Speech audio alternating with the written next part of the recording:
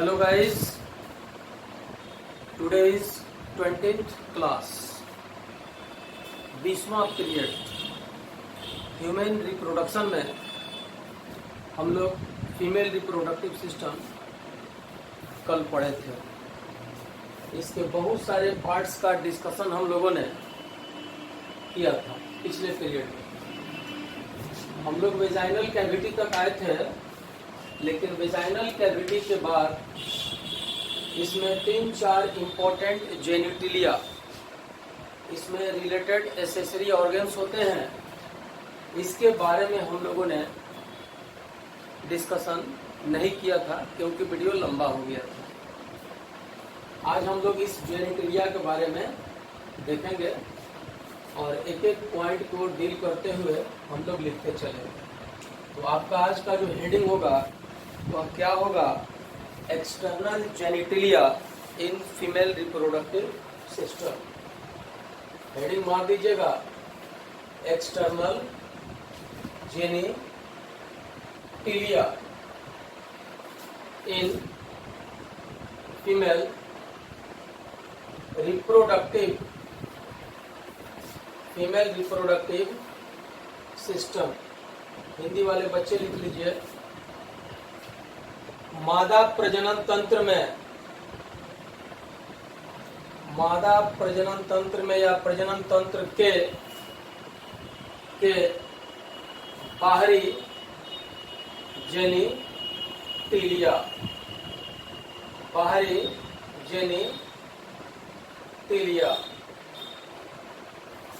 दे दीजिएगा और पहला पॉइंट इस तरह से आप लिखिएगा। सबसे बाहर के तरफ वेजाइनल कैविटी के पास एक फोल्डेड स्ट्रक्चर होता है और इस फोल्डेड स्ट्रक्चर को हम लोग कहते हैं मॉन्स प्यूबिस। याद रखिएगा, प्यूबिक हेयर इसके चारों तरफ ही मिलता है। तो ये पहला हो जाएगा mons pubic.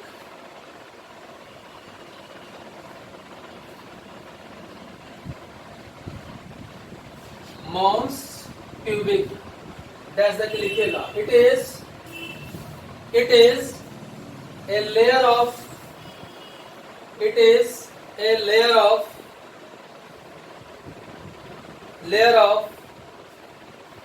fatty cells। Cells के जगह पर आप ब्रैकेट में टिश्यू भी लिख सकते हैं। फैटी सेल्स ब्रैकेट में टिश्यू भी कर सकते हैं। Covered by hairs.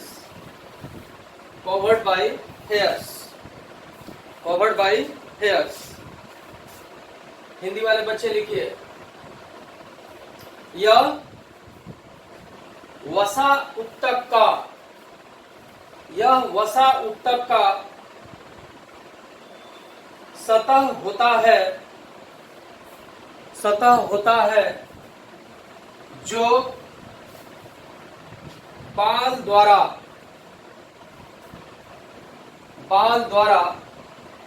ढका रहता है।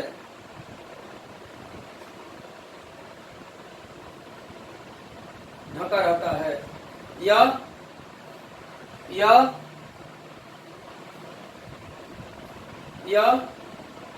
बाहरी रचना होता है। दूसरा पार्ट लिख लीजिएगा, लेबिया। ये देखिए मॉन्स प्यूबिस था, ये हो जाएगा लेबिया मेजोरा नाम से लग रहा है। क्या है? ये बड़ा होता है। मेजर का मतलब होता है थोड़ा सा बड़ा, माइनर माने छोटा। तो लिखिएगा, इट कवर्स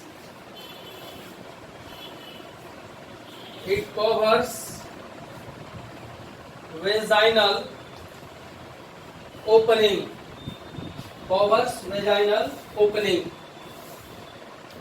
हिंदी वाले बच्चे लिख लीजिएगा, यह वेजाइना के ओपनिंग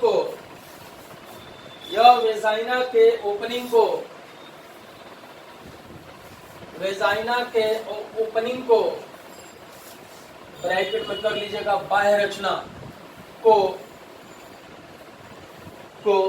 ढके रखता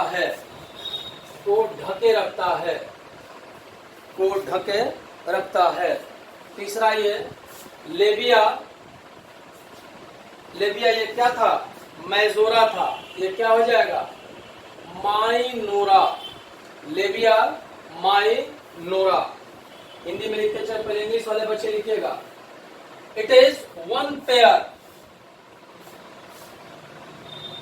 it is one pair and folded, बाहर की तरफ रहेगा एक जोड़ा और ये मुड़ा हुआ रहेगा। It is one pair and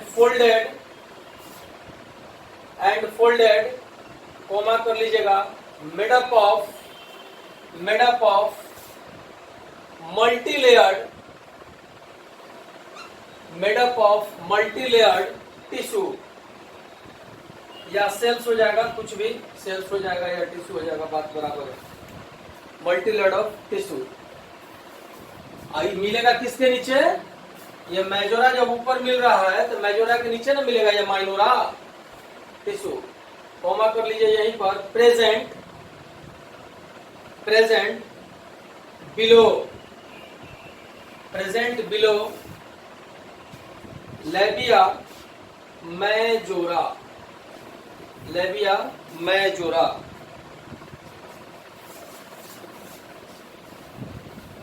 Hindi वाले बच्चे लिखिएगा, यह एक जोड़ा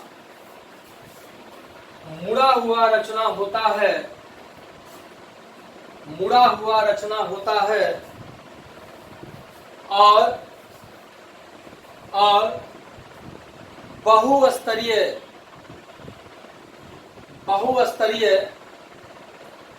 ऊतकों का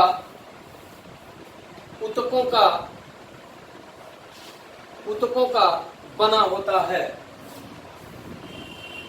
फुल स्टॉप कर लीजिएगा और लिखिएगा, यह लेबिया मेजोरा के नीचे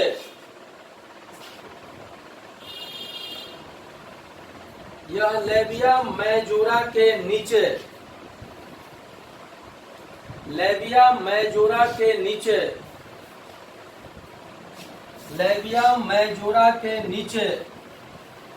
उपस्थित रहता है। लेबिया मेजोरा के नीचे उपस्थित रहता है। एक बहुत ही इंटरेस्टिंग स्ट्रक्चर ये मेम्ब्रेनस स्ट्रक्चर है जिसका नाम है हाइमेन। देखिए, वैसी फीमेल जिसको हॉर्स राइडिंग का, एक्सरसाइज का या जितने भी जिम्नास्ट लोग होता है, ये एक ऐसा मेम्ब्रेनस स्ट्रक्चर है जो वेजाइनल ओपनिंग के अंदर मिलता है। एक्चुअली पुराने जमाने में इसको वर्जिनिटी का माना जाता था कि जिसमें ये नहीं फटेगा वो वर्जिन है और जिसमें फटा हुआ रहेगा वो वर्जिन नहीं है, लेकिन ऐसा कुछ इसमें थॉट नहीं है। जो भी फीमेल खेल कूद, दौड़ धूप, हॉर्स राइडिंग, घोड़सवारी इत्यादि का काम करती हैं लोग, जिम्नास्ट हैं लोग, उन लोगों में ये लेयर फट जाता है। इसलिए इसको उस रूप में सोचना ये वर्जिनिटी का सिंबल है, ये मूर्खता है। तो हाइमेन में लिखिए, it is opening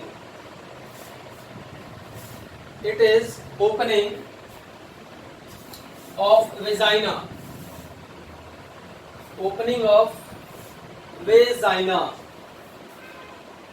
and is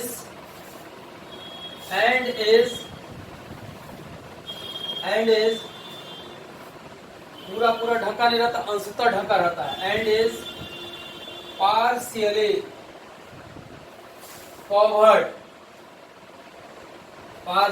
covered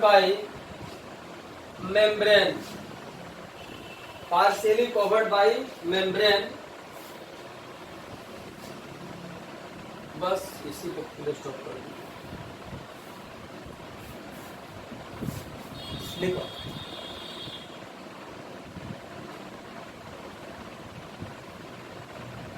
यह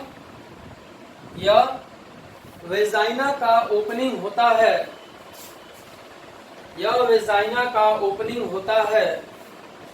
और आंशिक रूप से झिल्ली द्वारा घिरा रहता है।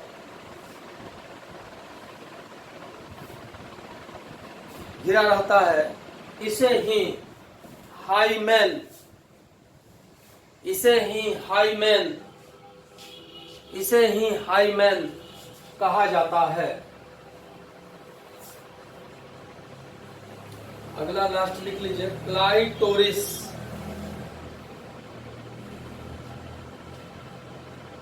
क्लाइटोरिस, क्लाइटोरिस याद रखिएगा, ये सब बाहर का फोल्ड हो गया और ये क्लाइटोरिस, इसके अंदर एकदम टेनी छोटा सा रचना होगा वेजाइनल ओपनिंग के अंदर, इसी को हम लोग क्या कहते हैं, क्लाइटोरिस।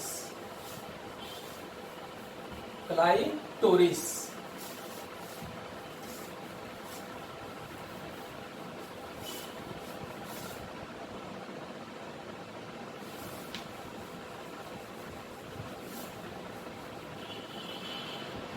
क्लाइटोरिस लिख कर अंडरलाइन करके डैश दे दीजिए, लिख लीजिए। इट इज टीनी, टीनी माने छोटा। It is tiny structure, tiny structure found at the upper, found at the upper, found at the upper, upper side कर दीजिए या अपर लेयर कर लीजिए, कुछ भी कर लीजिए। अपर साइड ब्रैकेट में कर लीजिएगा, जंक्शन, अपर साइड या upper junction of labia minora, junction of labia minora, full stop. तो अब जब लेविया माइनोरा कहाँ था, नीचे था उसके, तो यहां से ना वेजाइनल ओपनिंग होगा, तो यहीं पर कॉमन करके लिख लीजिए, above to the urethral opening, above to the urethral opening,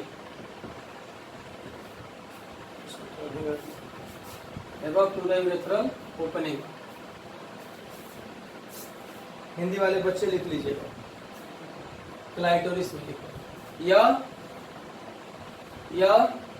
एक छोटा रचना होता है,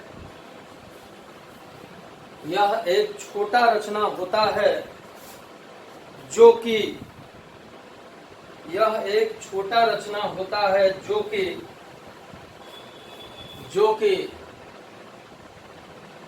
लेविया माइनोरा के, लेविया माइनोरा के जंक्शन के पास, लेविया माइनोरा के जंक्शन के पास,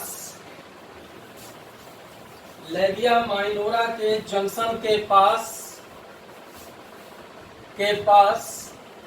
urethral, urethral, urethral opening, urethral opening के ऊपर, यूरेथ्रल ओपनिंग के ऊपर मिलता है, मिलता है। अब ये आपका जो है ये खत्म हो गया। अब ओवम कैसे बनता है और स्पर्म का फॉर्मेशन कैसे होता है, ये चीज हम लोग अगले चैप्टर में पढ़ेंगे। लेकिन इसके पहले मेमरी ग्लैंड का स्ट्रक्चर, स्तन ग्रंथि का स्ट्रक्चर दे दिया है, थोड़ा सा उसमें जानना जरूरी है। आप एनसीईआरटी का फिगर नंबर 3.4 3.4 का ए फिगर नंबर निकाल लीजिएगा और फिगर नंबर निकालने के बाद इसका रफ स्केच जो है वो ड्रा कर लीजिएगा। काहे से कि पूरा अब एक पर एक सोचिएगा कि ये बन जाए, तो इस तरह से ये बनने में थोड़ा मुश्किल है। फिर भी हम इसको रफ करके बना के आपको समझा दे रहे हैं कि फीमेल के मेमरी ग्लैंड में जो दूध का सिक्रीशन है या इसके अंदर का स्ट्रक्चर है वो कैसा होता है। आप अपना इसको देख लीजिएगा, किताब से ही ड्रा कीजिएगा, वो ज़्यादा अच्छा रहेगा। हम केवल समझाने के लिए कह दे रहे हैं। ये हो गया निपल, ये हो गया निपल। 3.4 में से अपना निकाल करके बना लीजिएगा एनसीईआरटी में से, ठीक है।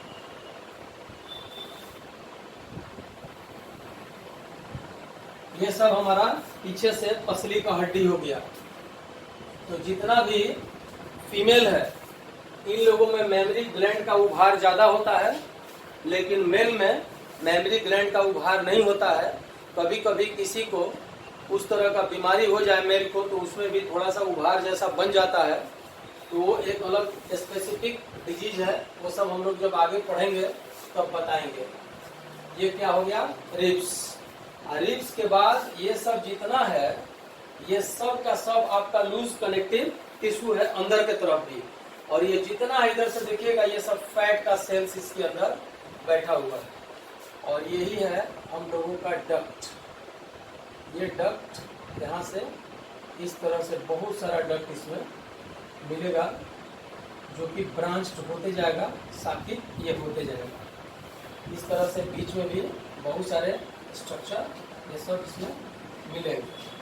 कैसे सिक्रीशन होगा ये सब पहले हम लोग देखेंगे। पहले इसका हम लोग नाम लिख लें। ये है मेमोरी लोब्स।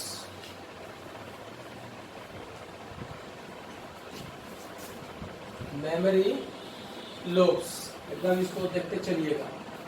ये सब हो जाएगा लैक्टिफेरस। पहले बना लो फिगर साइज और इसके ठीक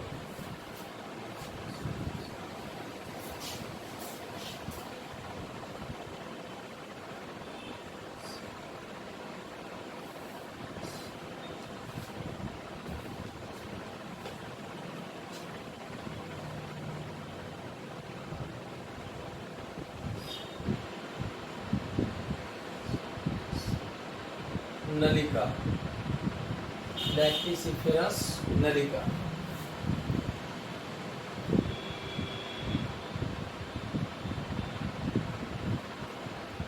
और इसके चारों तरफ ये जो मिलेगा ये सब क्या है, एम्पुला। एम्पुला इसको हम लोग स्केच कर लेते हैं, करते चलिए। एल्वियोलाई इसको करना हम लोग मेमोरी एल्वियोलाई या एल्वियोलस। इसी समय यहाँ मिल जाएगा एल्वियोलाई या इसी को एल्वियोलस। याद कीजिएगा फेफड़ा जब हम पढ़ा रहे थे तो बोले थे मेमोरी, यहाँ तो ये मेमोरी है लेकिन फेफड़ा में हम लोग बोले थे alveoli, minute air filled sac in vertebrate lung. इसका मतलब यहाँ भी लूज रहेगा ये, इसीलिए इसका नाम पड़ गया है एल्वियोलाई या एल्वियोलस। तो अब ये आ जाइए, ये क्या हो गया, मेमोरी एल्वियोलस। मेमोरी एल्वियोलस कहिए चाहे एल्वियोलाई कहिए। ये क्या करेगा, मिल्क सिक्रीशन इन डक्ट। यहाँ पर लिख लीजिए स्तन एल्वियोलस। यहाँ हिंदी में लिख लीजिएगा दूध का नलिका में श्रावण। श्रावण का मतलब निकलना। फिर इसके बाद यहाँ से निकलेगा तो कहाँ निकलेगा ये, open in tubule. Open in tubule नलिका में खुलना। ओपन इनटू टिब्यूल नलिका में खुलना। और many tubule form mammary duct. यहाँ पर कर लीजिए many tubule unite to form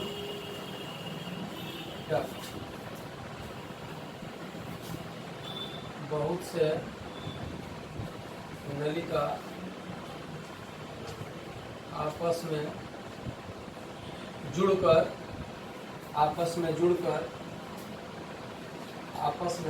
जुड़कर नली निर्माण करते हैं। अब ये जब नली निर्माण हो जाएगा तो याद कीजिए क्या बनेगा, एम्पुला। तो लिख लीजिए फॉर्मेशन ऑफ एम्पुला, यानी कि एम्पुला का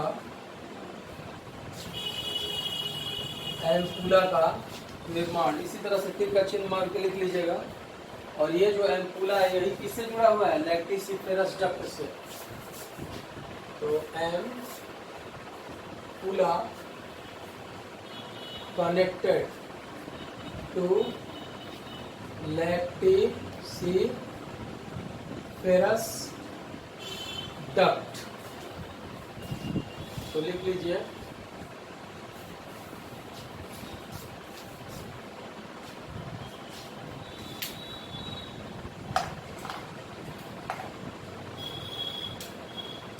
एम्पुला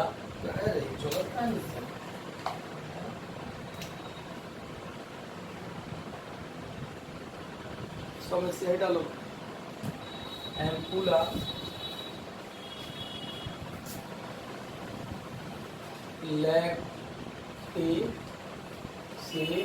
लैक्टिसिफेरस नलिका से जुड़ना। एम्पुला का कर लीजिएगा भरो, एम्पुला का लैक्टिसिफेरस नलिका से जुड़ना। और यहीं से क्या आ जाएगा, मिल्क सीक्रेशन। बच्चा सब क्या करेगा, यहीं से दूध पिएगा माता।